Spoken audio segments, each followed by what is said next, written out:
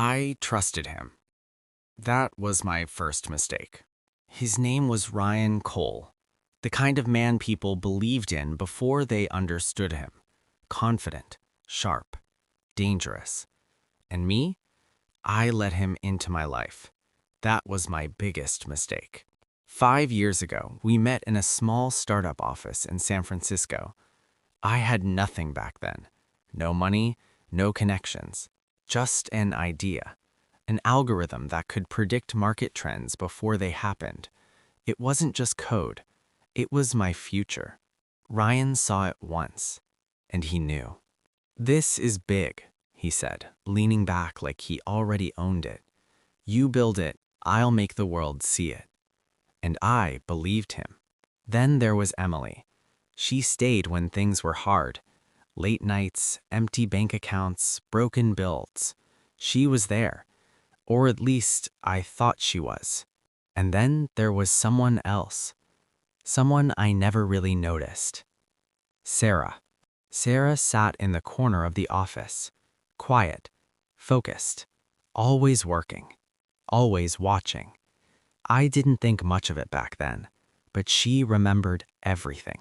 The nights I stayed back, the way I talked to my code like it could hear me, the way I refused to quit. She saw me before anyone else did. At first, everything worked. Ryan handled the business, Emily stayed close, and I built the system. We looked like a perfect team, but cracks don't appear all at once. They spread slowly, silently. Ryan started taking over meetings.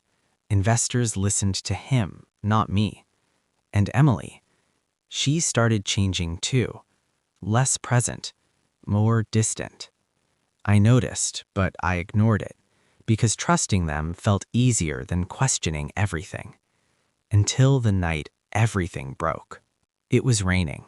I got home early. I thought I'd surprise her. I did, just not the way I expected. She was there, with him, in my apartment, laughing like I didn't exist. Time didn't slow down. It just stopped. Emily tried to explain. "It's not what you think," but it was exactly what I thought. And Ryan? He didn't even try to hide it. "Look, man," he said casually, "things just happen." That was the moment I lost everything. Within a week, Emily was gone. Ryan launched my system under his name. The world loved him. Investors backed him. Media crowned him, the visionary of the decade. And me? I disappeared. A cheap apartment, dark room, empty bottles. No future, no reason. Until someone knocked. I ignored it, but it didn't stop. So I opened the door. Sarah stood there.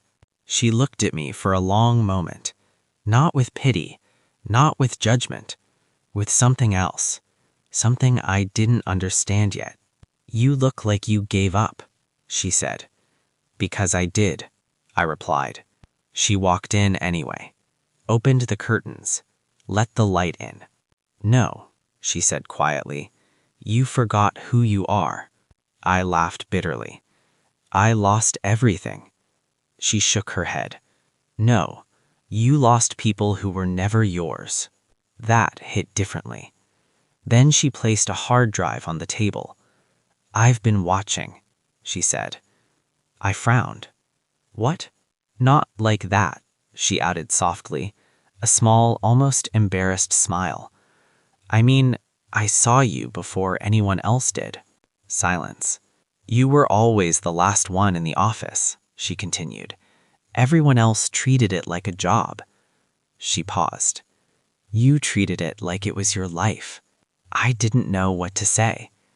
I used to sit there, she pointed to an imaginary corner, and wonder how someone could believe in something that much. Her voice dropped slightly. "And Emily," she hesitated.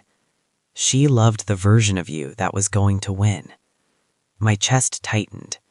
"But she looked straight into my eyes now. I cared about you when you were still losing. For the first time in months, I felt something. I didn't say anything because you were happy, she continued, and I thought maybe that was enough. She stepped closer, but watching you destroy yourself, she shook her head. I couldn't stay silent anymore. She tapped the hard drive. This is your work, your proof.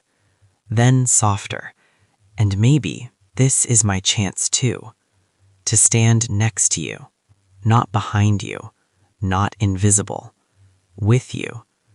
That's when something changed. Not revenge, not anger, purpose. The next few weeks were different. No alcohol, no distractions, just work. Together. Late nights again, but this time I wasn't alone. Sometimes I'd look up and she'd already be looking at me, not saying anything, just there, steady, unshaken. Ryan was preparing for his biggest moment, Aura 2.0, the biggest tech stage of the year, and we were about to take it all back. The presentation started, crowd full, lights bright. Ryan stepped on stage like he owned the future. Ladies and gentlemen, the screen glitched. Then everything changed. Footage, proof, truth.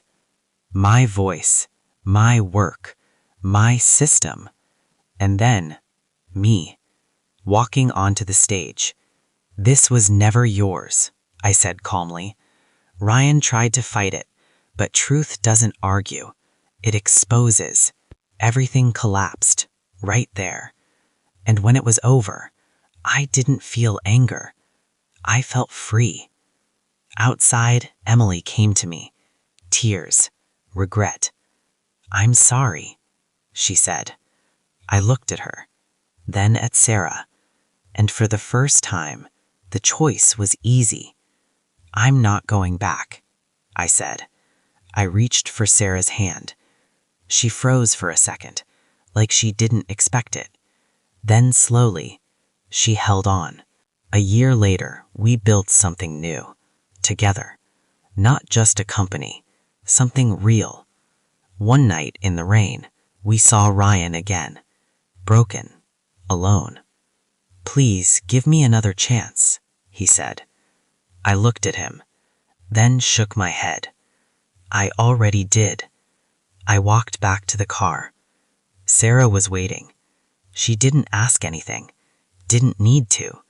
She just smiled slightly, the kind of smile that says, I knew you would choose yourself this time. And maybe choose her too.